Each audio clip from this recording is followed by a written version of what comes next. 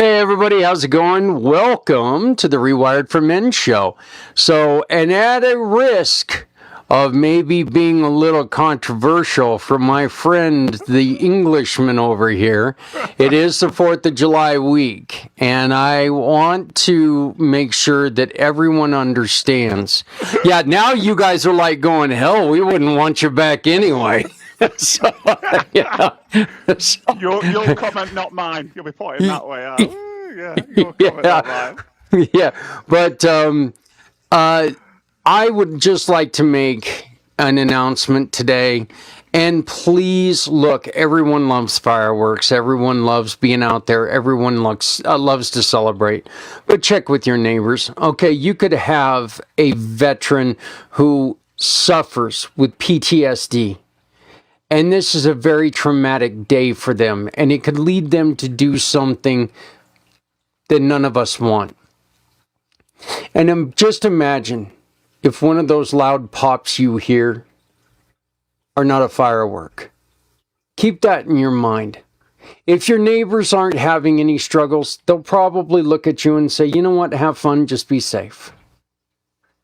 Just please remember, there are people out there who suffer badly with those sounds. They suffer tremendously. And just, like I said, keep it in mind that you don't know if one of those sounds that you hear is not a firework. It's something else and your neighbor is now gone. So I'm glad to bring in my buddy, my partner, my friend, to one of the funnest show, quite honestly, I do every month. Rewired for Men's Joel White. Joel, how you doing over there in a land where people aren't quite as kooky? You want to bet? I think we are just yeah. Way, mate. But, I've seen the news. I know. I've seen the news. All you got to do is watch the news and you see it all in the UK. But putting that, so no, it's right. You raise a really important point there around fireworks. We obviously we do ours on bonfire night and New Year's Eve and stuff like that, but it's really relevant, the impact it can have on other people. Because people can be quite forgetful about others around them, particularly individuals who were served, and how that can traumatize them. It can have a real significant impact. So it was great you raised that. But one is animals as pets as well. Do you know what I mean? You've got to look after your pets. Some people don't. So our big white dog Ghost terrifies him. Traumatizes him. I have to sleep in the basement more times during that, because it's not fireworks going off one night. It's fireworks going off for 7 straight nights. And for 7 straight nights, basically, I'm here in my basement because it muffles the sounds of them a little bit. I can turn up the podcast I'm listening to, and it helps Ghost block them out. But it terrifies him to where he's just so anxious and scared to death. Yeah. And he's, like I said, he's our biggest dog, but it just tortures him. So, yeah, you're right. You're absolutely right. Yeah. So, but, our neighbors are very cool. And we do have a combat vet neighbor, but he's okay. He's okay. Yeah.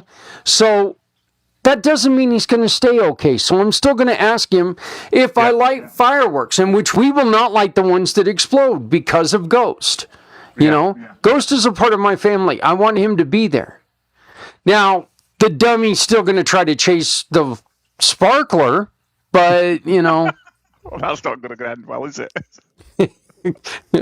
Well, we've had some dogs, brother. We've had some dogs. So, Joel, we've got a very, very interesting time going on because your country is probably mad right now because of what's going on with the football, and then we've got the World Cup over here in the United States because it's going to bring the world together. Yeah, there's so many ways. It'll bring the corporates together to make lots of dollar. Yeah, but Yeah. we won't go down that road. That's not the show.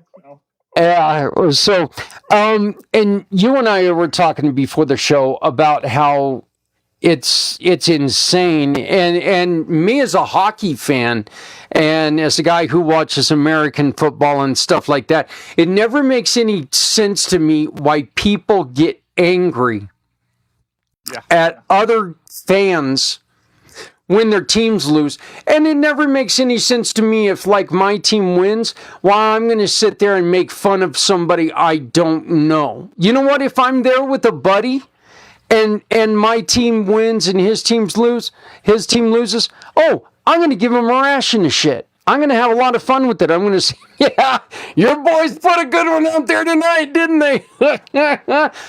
We're friends. Yeah. We can handle it. We're okay, because he's going to do the same thing to me next time. I got a good friend who's a Rangers fan. Well, she's a good friend sometimes. When the Rangers lose, she's a good friend. But, you know, and we can sit there and we can have that playful banter. Yeah. But to do this to somebody you don't even know, you know, one example of this was 2 years ago. You know, back when the Rangers were any good. President's Trophy champions. Yeah. But they ended up losing to the Tampa Bay Lightning in the second round of the playoffs. And it was in the first round. It was in the first round. And there was a Rangers fan and a Lightning fan who were going down the escalator. And this Rangers fan, who was a large individual, just slapped the snot out of this smaller Tampa Bay fan. Just whacked him upside the head and knocked the guy out, sent him to the hospital. And it's like, it's a game, for God's sakes. It's a game. That's all this is. Yeah. It's your world is not going to change tomorrow, whether they would have won or lost. Yeah. Why do we do this, Joel? I think part of why we do it, and I reflect on that, the way we are biologically as men, there is a lot more testosterone there that we have in our brains and how we operate, and on mass from a physical perspective, men are bigger, they are stronger than the general population of women, and particularly in the West, there is no real mechanism that we have to manage that. We're not hunter-gatherers anymore. We don't necessarily do as much with other men, going out doing stuff together, building shelters or whatever it is. So there's no real way for that to go anywhere. So we have these replacement things like football and soccer, and where men get together and vent negative energy, which could be used in a better way. But also, you don't have to go that far back in history where men used to be in gladiators and just beat each other up and kill each other, and everybody would cheer and go, whoopie-doo, give us more. So it's kind of always been there, but it's just not necessarily been channeled in the best ways. And I think now in society, it's even sounds a bit judgmental. It's even harder to be a man in regards to this aggression, this testosterone. There isn't anywhere safe to direct it or to use it or to manage it, apart from what you see there, and the whole idea of the crowd and that competitiveness it's built that way. And unfortunately, that leads to very toxic interactions. And I think if you throw into that, which we've talked about many times in previous shows, a lot of men aren't aware of what emotions actually are. And the last thing they're going to do is sit in some of them, because they've been told by a young age, men don't cry, man up, be a man, don't be a P-U-S-S-Y, do whatever you want. So I think a lot of men have all this testosterone that turns into rage, that builds up, and then an outlet will come. And generally for men, compared to women, we're very external. So we're very external in using up that energy, and women are more internal. And that's great if the man is in a healthy place. But if they're not, then that comes out perhaps not in the best ways. And this is what we see there. That's a classic example. One of the things we touched upon, and we'll come on to it, is obviously football, where unfortunately there is a rise in men drinking alcohol, and that leads to more unfortunate violence at home with the women, with the partners, but also on the street. But there's another factor going on at the moment, and you've got it going on in your country. Research has also shown when the temperatures rise, as in the heat, that also leads to more road rage incidents between individuals and fighting and all the rest of it. So you've got a double whammy at the moment in the UK. You've also got the World Cup and England football team, and we do not have a great record of travelling abroad to other countries. We really don't, and it's a real shame for the people who are reasonable in our country, where these fans represent the country and go to other countries and end up in riots and pitch battles with the police and getting arrested. It's disgusting. And we don't help ourselves as a country. And I'll take personal ownership for that. That's my view, and unfortunately gets reinforced all the time. And if you throw in the weather as well, it's just not a great combination, is it?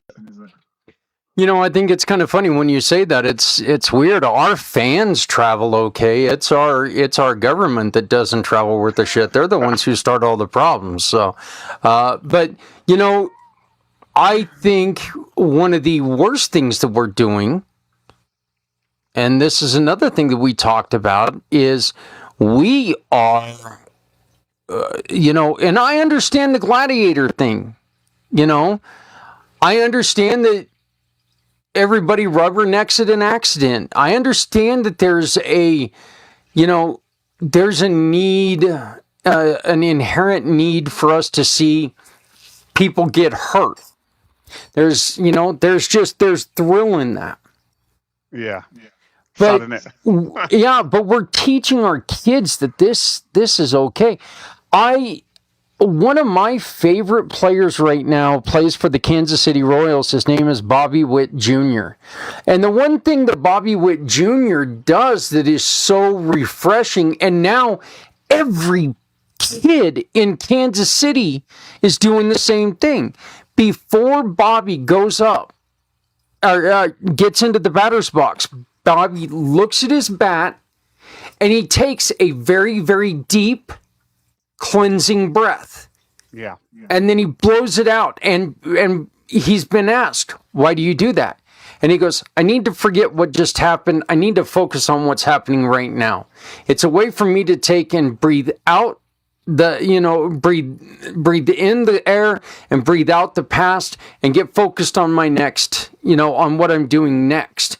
Yeah. And Joel, what Bobby Witt Jr. just did there is he taught kids a very valuable lesson, something that you teach adults, that breathing is so important.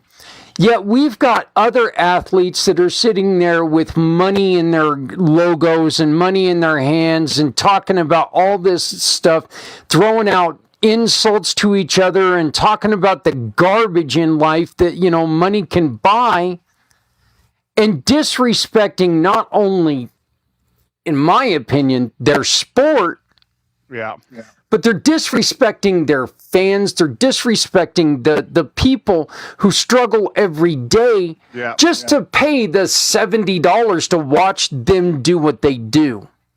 Absolutely, and it's like for Tanya, but it's related. There's all this rise of Logan Paul and what he's been doing, and now he's got a contract with the wrestling. And don't get me wrong, as an individual, his technique is good and he's branding you into it. But come on, a social media person who's a bit of a scumbag, and he's then gone and launched in America this so-called health lunch pack for kids, and it's got this disgusting sport drinking that he does, and it's got this plastic sandwich in it, and it's got this dodgy meat sausage, and they're selling this as a healthy lunch for kids. That should not be allowed to happen. It really shouldn't. And we sit there as shells a lot of time, and we're like going, okay. It says it's healthy. You know, if I write healthy on a Snickers bar, it doesn't make it healthy. It makes it a Snickers bar. I know. You know, I mean, that's really what it is.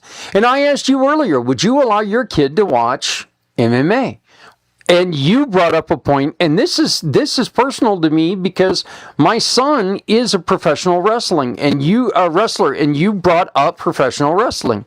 And I told my son at one point in time, and I told him, Free, if I ever see you spitting in a guy's face, I'm going to be very disappointed and pissed off at you. And I also told him, you need to remember that at your matches, you're a kindergarten teacher. There are children at your matches. Do not let that character overtake the hard work that you do. And watching these men spit on each other and stuff like that. But I come from a world, Joel, that is something that will, not could, will get you hurt. Yeah. Hurt to the point of unliving hurt if you would do something like that. So maybe I'm just extra sensitive about it, but I don't. Spitting on somebody is just, it's abhorrent, and it is about the lowest. It's about the most disrespectful thing that you can do to someone. Massively, and agree with that. And that's one of the things we were talking about, where for whatever reason, some of the characters or individuals who play characters, I think that's the important way to put it, in WWE, have now started to spit on the floor in the ring, and it's like, why? There's no need for that. And the other thing what we were reflecting on brings us back to football. There's a lot of young people, particularly boys, young men, who might not have a role model. So they look up to these people like the WWE stars, and then they see their behaviour. It's not great to see them spit on the floor and again try and self-trash, drinking these disgusting energy drinks and stuff like that. It's not acceptable. And the kids that grow up with that, that's what they feel it is to be a man. So they reenact that behaviour. And it's great what you said about the baseball guy. I wish there was more individuals who were leaving a better footprint for kids to engage with. I'm not saying all of them are horrible in WWE. Just some of them are like, why did you have to do that? Why did you have to say that? You could have come across a bit differently. And this comes back around. Go on. And they try to use this excuse. Well, I'm not here to raise your kid. Look, if you say that, I want you to look out into that crowd on who's wearing your shirt. Yeah, for sure. You know, you may not want that responsibility, and if you don't, get out of the business, because you're in a business that sells to kids. Yeah. You know, so, and by the way, you know, I can't stand it when people shill for their like energy drink and stuff like that. But drink and stuff like that. But sorry, I had to do that when you said it. I just had to. By the way, this company is not supported in any way by Rockstar or any of its affiliates. We are not associated with them. So if I said something to offend you, Rockstar has nothing to do with it. That was the opinions of me and my voice only. I see you've had to read that out before, yeah? You know, I've seen enough stuff, but you know, but yeah, the one thing that in hockey, the one thing that happens that just royally disgusts me is they do the Farmer's Kleenex, and they do it right there on the ice. You know, they just take and they they do that, and it's like going, come on, guys. Have a little respect for yourself. It's minging, and that's one of the things we're talking off pre-show. Football is the same. You know, I play football. I don't really watch it, and a lot of it is, this is my personal standpoint. A lot of those footballers on the pitch Their behaviour of the pitch is abhorrent, and it's disgusting. And it appears in the media, it appears quite quickly because they've got all the people to sign NFAs and all that. Do you know what I mean? And non-disclosure agreements, NDAs, and all that. But then some are on the pitch, and like you said, they're spitting and they're doing that, and they're falling over because someone's just caught them and rolling around on the floor, and they're in the ref's face. And it's ridiculous how much they get paid. It is sickening. I know some train really hard, but come on, how much do they get paid? It's just horrendous. What I would kind of like to see is some of these bigger organizations maybe go to the PGA, okay? Because you don't see that in the PGA. There's actually contractual things in the PGA that tell these guys, you are a professional, act like one. Yeah. If you do not act like one, that's one of the reasons why John Daly got in so much trouble, because he couldn't stop drinking, and it got so bad that he had bourbon in his bag, and he was drinking, and so he got into trouble. They've got it in their contracts that, look, if you want to act like an asshat, that's fine, but you're not going to do it here. Yeah. You want to go on to a minor league, that's fine. There are, and here in the States, I don't know if it's like there in England, but you see a lot of these players who do these commercials for like the Children's Hospital and stuff like that. Yeah. But you can also, Joel, tell when somebody's doing that out of contractual obligation or when somebody actually cares about it. Even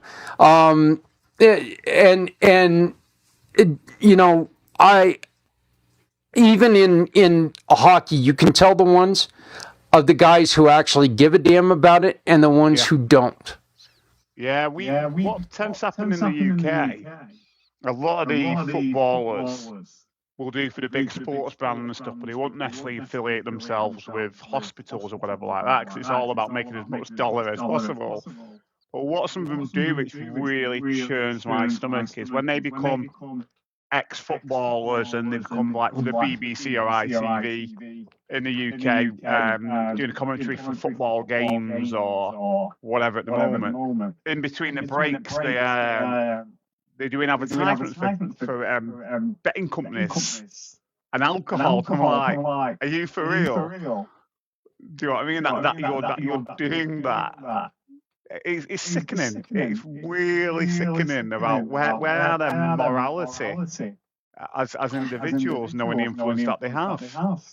Yeah, we've got a show here, and it's called Spitting Chicklets. Okay, it's a very highly ranked. It's a very highly ranked podcast in the United States. It's all about hockey.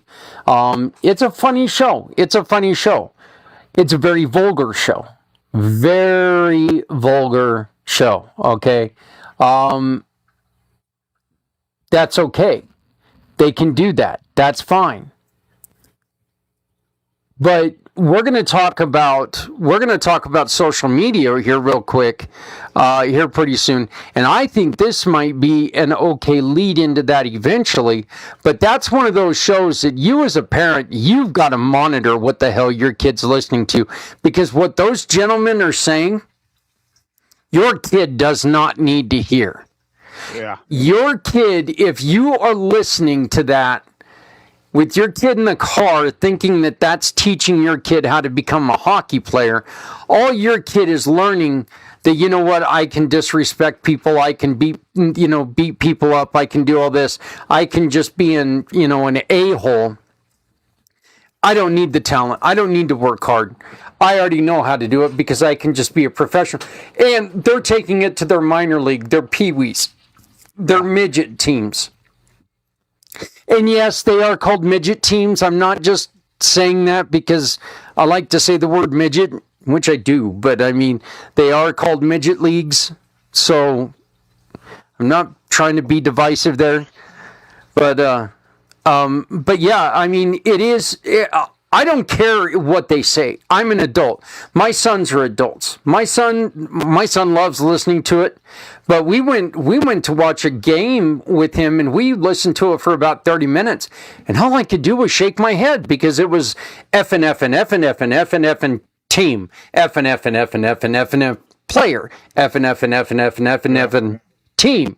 And it was like, conversation, guys. I mean, let's be honest. Maybe that's one of the reasons why I don't have tons of views for the podcast, is because you and I just don't say the F word enough. Darn it! Sad, no, but it's sad but true. You know what I mean? And that's a general society thing where you look at certain TV programs that are on, and you think, people watch this shit, and it's like. Yeah. Nothing really goes on in it apart from abhorrent swearing or indirect violence and everything. It's great, or it's fake TV about the Kardashians or whatever it is. I'm taking all this shit. This is my personal view. This is not reality, and people get sucked into it and then try and be like them and do like them. And for me, where we talked about before, we had the gladiators where men's, boys, families used to go and watch people get slaughtered. That's been replaced by football. And then, after football won't surprise me, and God forbid it doesn't, that in 5 years' time, literally, we won't be watching films of the Hunger Games. They'll actually be taking place. Do you know what I mean? And as a reality show, and Squid Game concept won't be a film. It'll be reality where you can watch it happen on screen. And it's really sad, but unfortunately, society seems to show that's where we're going if we're not careful from that degree. Frightening, isn't it? But how far out have we moved on from the days of the Romans watching tigers rip arms off men and going, yay! It makes you wonder, doesn't it? Well, and see, here's the other thing, and here's one of the things that people forget about when they glorify that, this is the modern day gladiator. Is it? Because gladiators were slaves. They were not free men. Okay? These people were cheering people they saw underneath them getting hurt, getting ended by animals, by other men. It's in the truck. Mm-hmm. My son's going to be texting you. Okay. So, but... sorry about that, everyone. But they were slaves. They were not free men. They weren't doing this because they trained to do this. They were in battle. They lost a battle. The Romans brought them to those Colosseums as a punishment. Yeah. And they did it for entertainment. So, glorify gladiator games if you'd like. Do it. We all do it. There's schools out there, the Spartans, this is great. But remember, they weren't there on their own accord. No. If you were indebted to somebody so much that you could not pay them, you had to go and fight under their banner until you could afford to pay them back. And... it's just the comparisons are people who don't understand history. The comparisons are just, no, these are not modern day gladiators. They don't have to live what they did.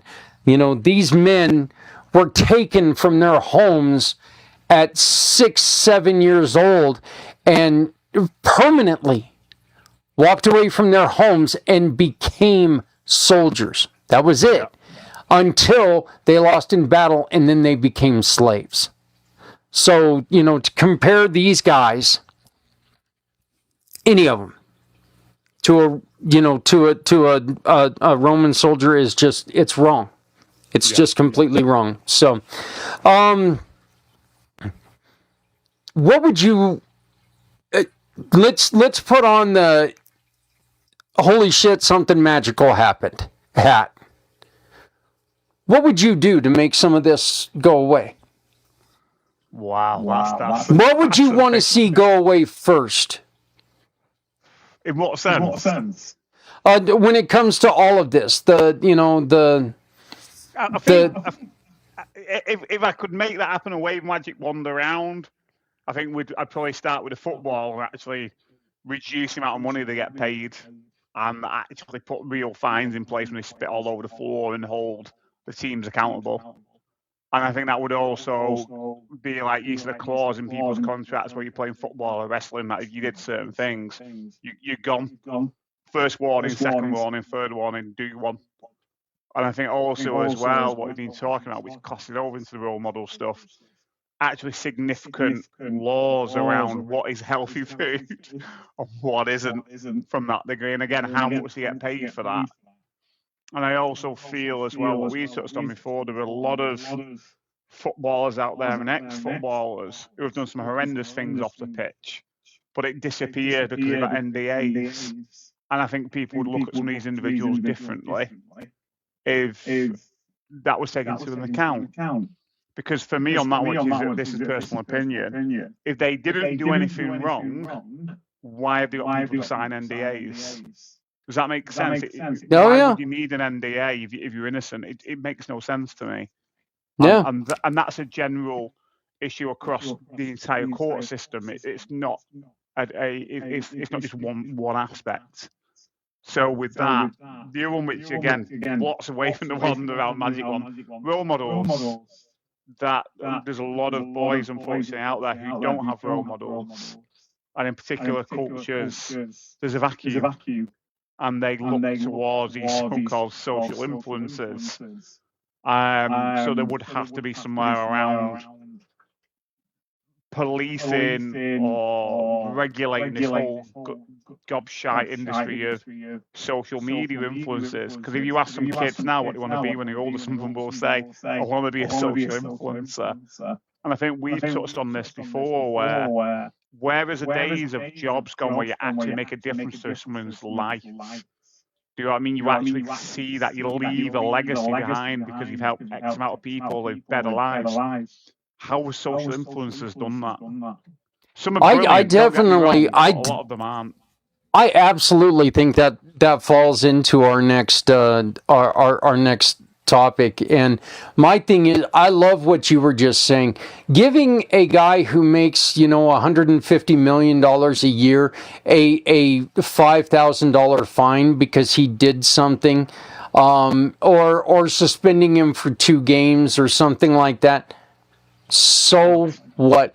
Give me, that's like, giving me a 35-cent fine and telling me I can't go to work for a day. Not being able to go to work for a day, okay, that one hurts a little bit for me. But they got guaranteed contracts. A lot of them have guaranteed contracts. That money comes regardless.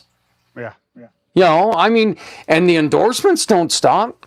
How about telling these guys, you know what? If you don't stop the vial that you spit, you know what? We're going to dock your contract. How about putting in these contracts? Look, we're going to put a clause in there that you have to act like a damn human being instead of an animal. We're not hiring, we're not hiring bulls to come out there and do this. We're hiring people who, you need to make sure that people can follow what you do.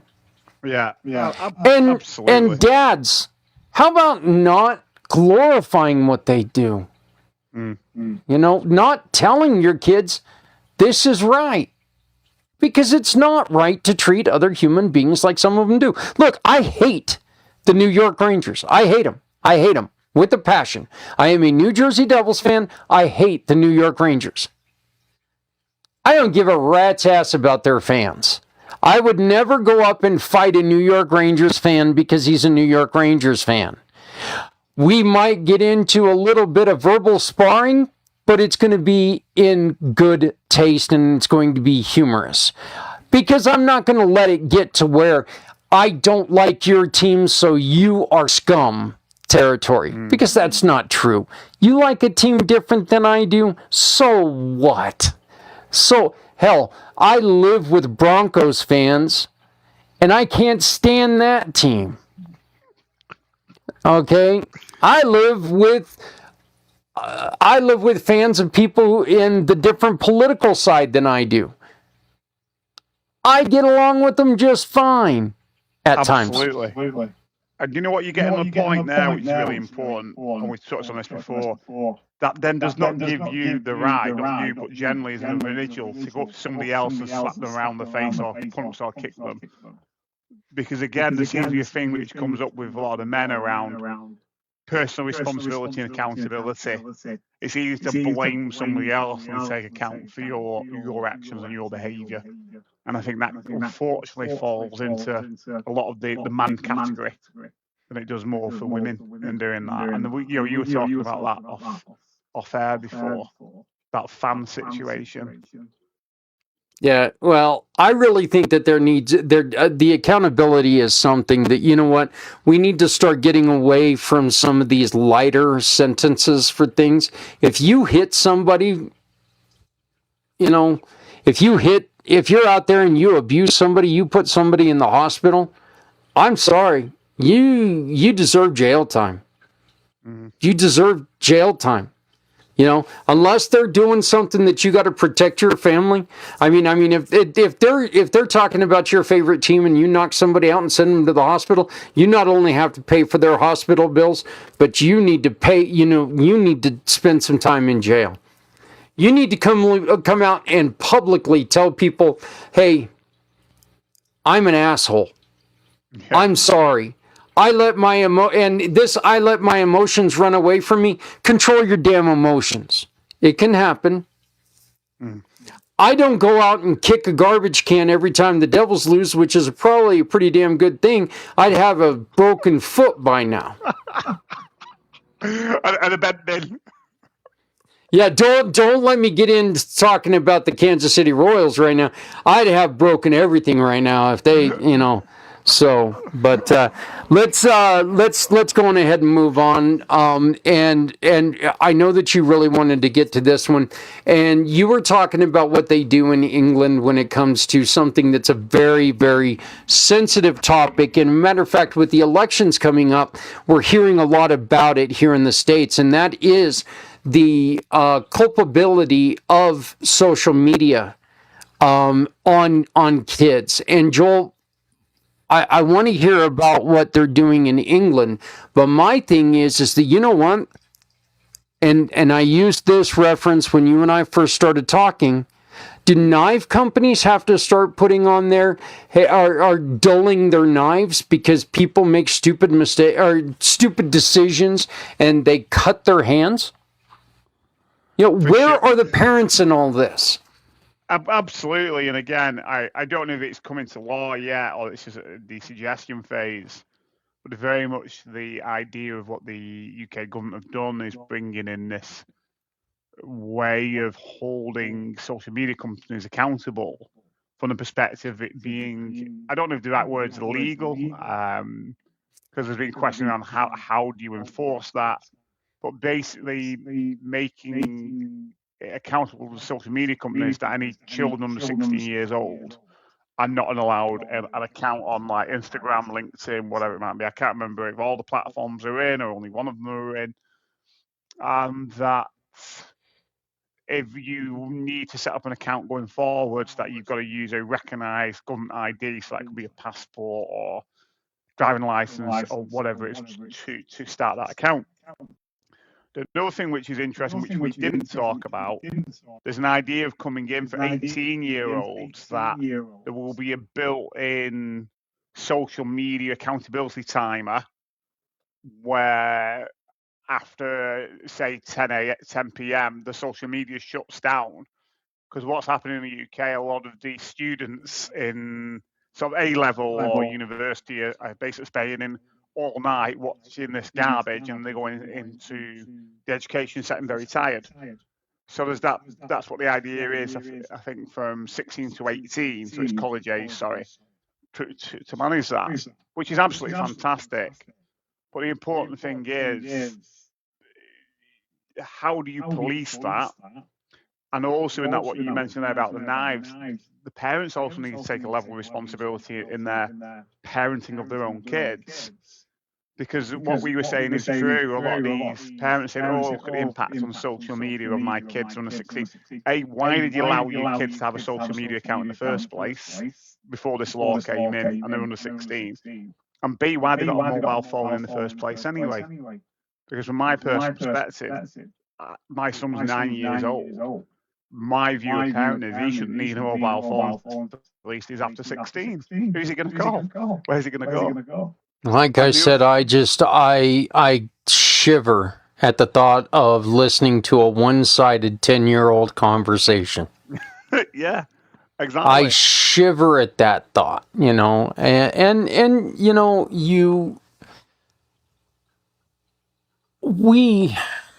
I remember that my son, I told him once that he needed to take and go outside and play with his friend. And without, this wasn't a joke.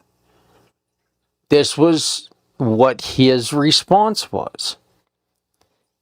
I looked over. He had his gaming system, and his friend was trying to unplug his TV. He came up to me and asked me for an extension cord. And I looked at him and I said, what are you doing? And he said, Dad, we're going outside to play. And I'm like, oh my God, no. You take it outside to play on the cover. Yeah.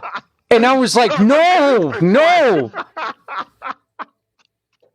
Do physical things. No. That's classic. Sorry. And he goes, but this is what we like to do. And I'm like, oh my God. And I did not give him an extension cord. Just to let everyone know, I did not give him an extension cord. But, I mean, has it really become, like, my grandsons are here. And it's really cool because every once in a while, yeah, they shut off the gaming system. And, you know, they all go out. We're lucky. We got a park in the backyard. They'll play basketball. They'll do something. And they don't have to be kicked off the gaming system all the time, you know.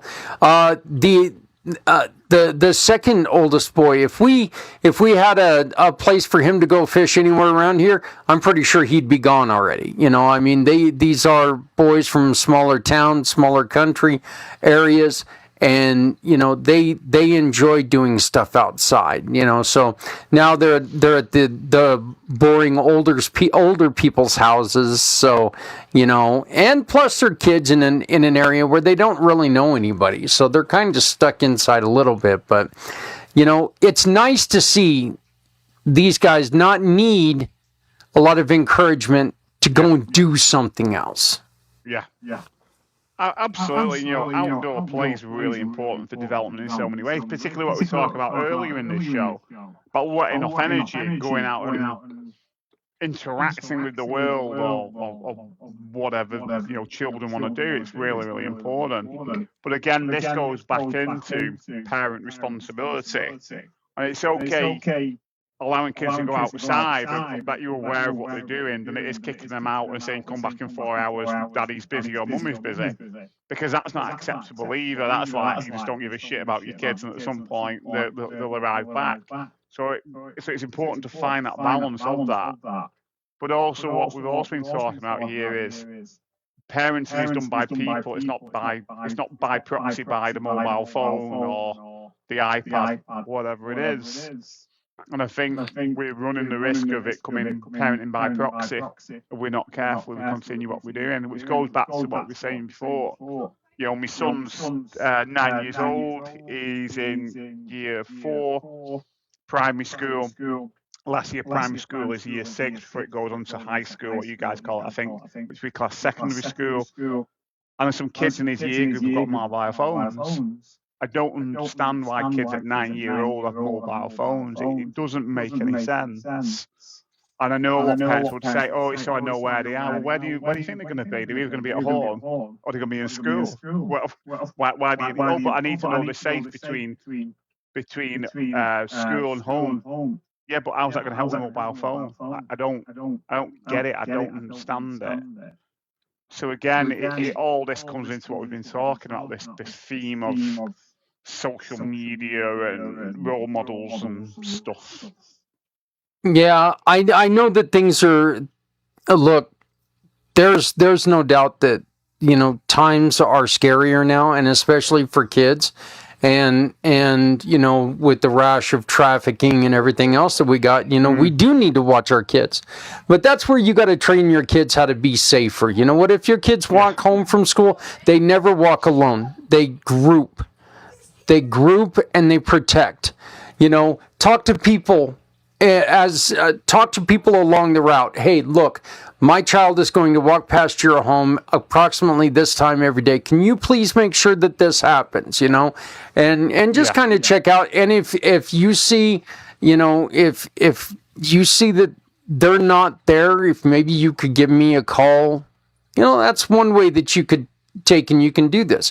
But let's be honest, these people also have those, the cameras in their house. As soon as the kid walks in, you can say, hey, glad to see you're home. They can respond, I'm home. Yeah.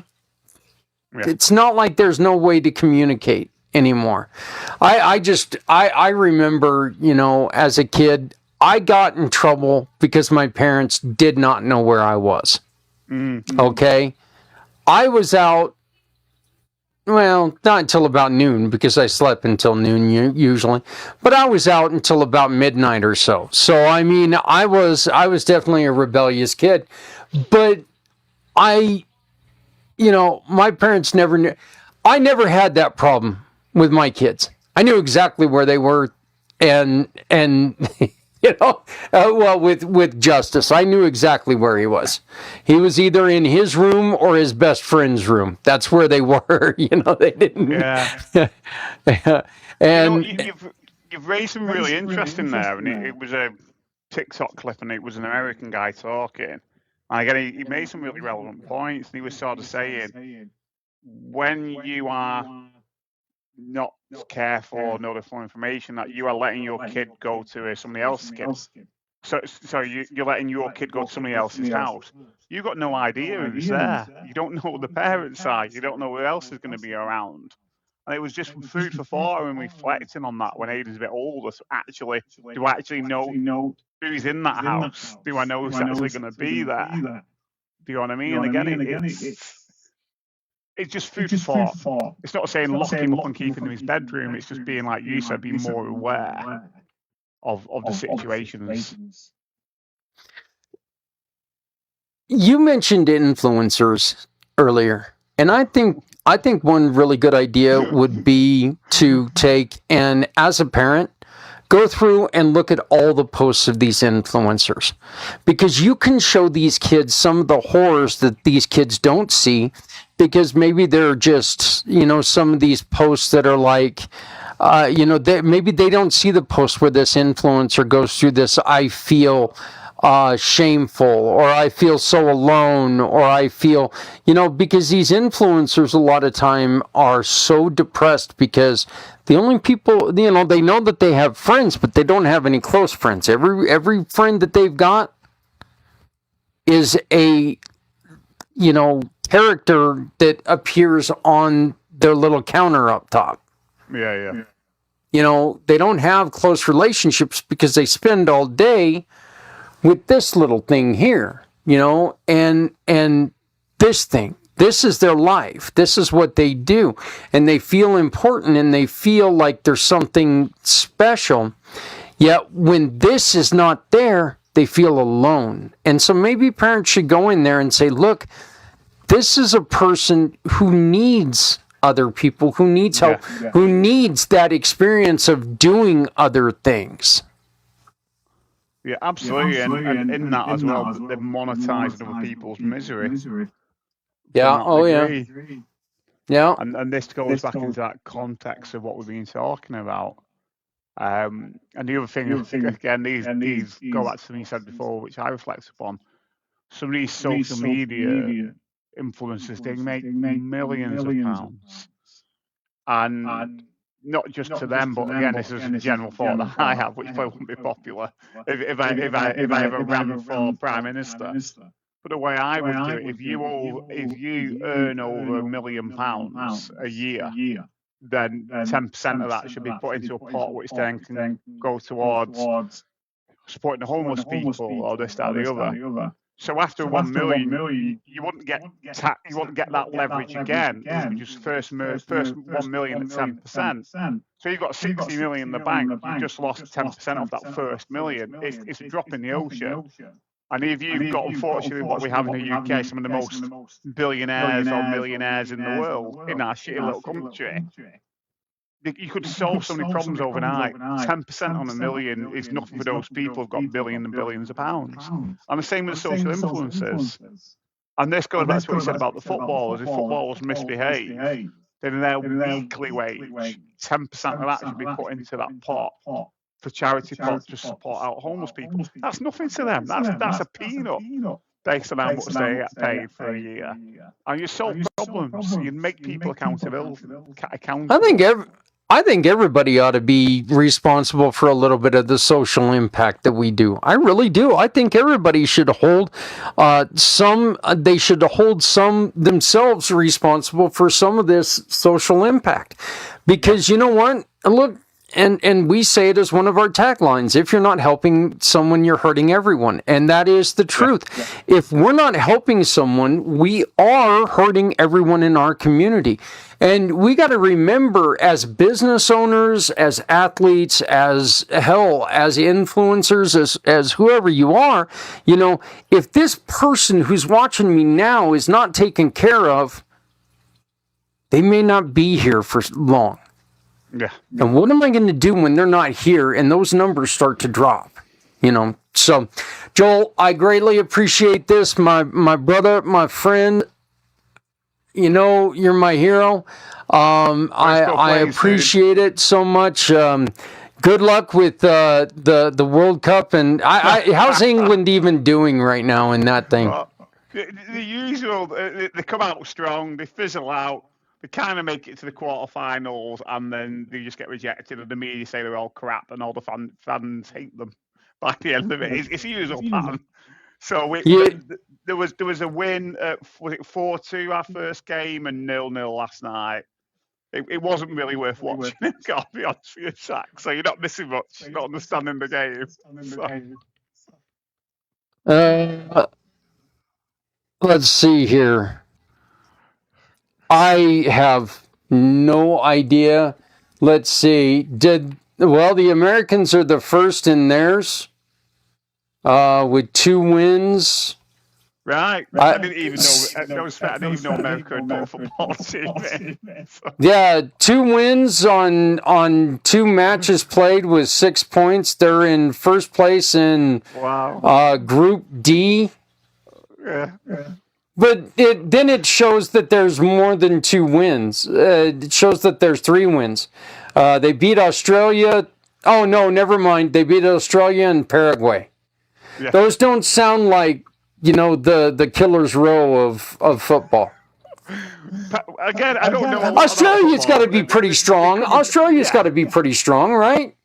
Yeah, a lot of these teams wax and wane. But don't forget, the whole money-making business of the World Cup is now up to like 60 odd teams. So it's about how much money can we make from it.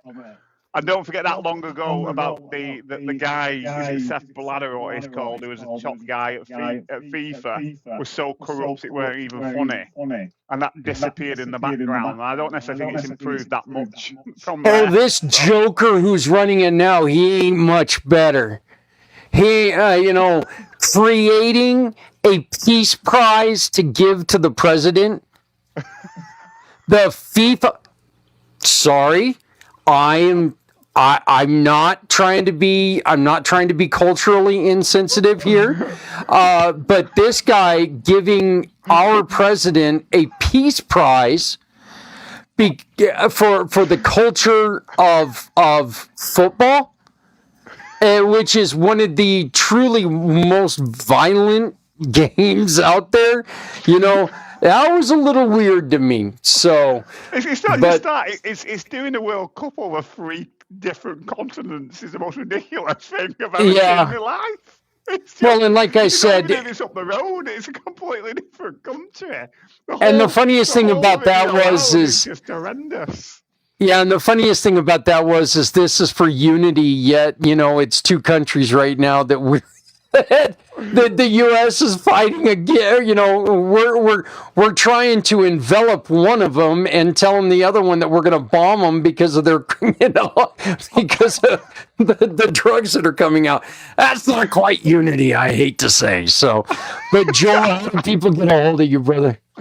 Yeah, people can get hold of me at www.rewiredformen.com. Reach out, lots of great resources in there.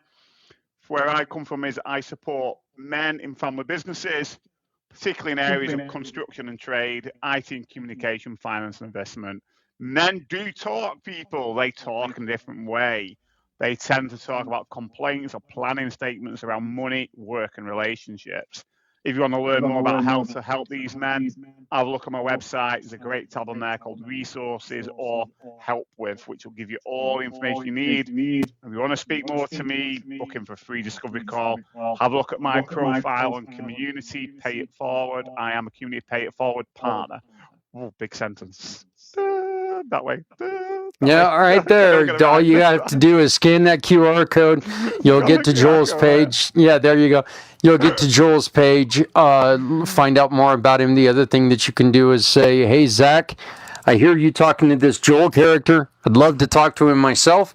And I will put out an introduction to you two. You guys can meet each other and have that wonderful conversation, because I guarantee you it is going to be a wonderful conversation. So, Joel, thank you very much. I appreciate it, brother. Once again, you've been watching Rewired for Men, and then we hope to see you again next month right here on the Pack Podcasting Networks. Thank you very much. Bye-bye.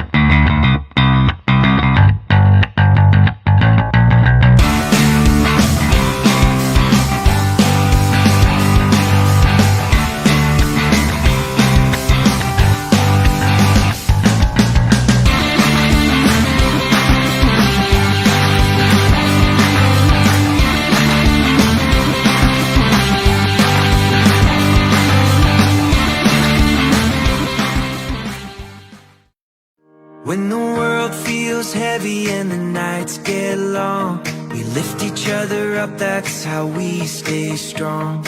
Every act of kindness starts a chain reaction. Every step of caring turns into action. Come together, lift each other, every neighbor, sister, brother. Hope grows louder when we share, love grows stronger when we care. Come together, stand united, every spark becomes ignited. Community pay it forward, we're the light they're looking for.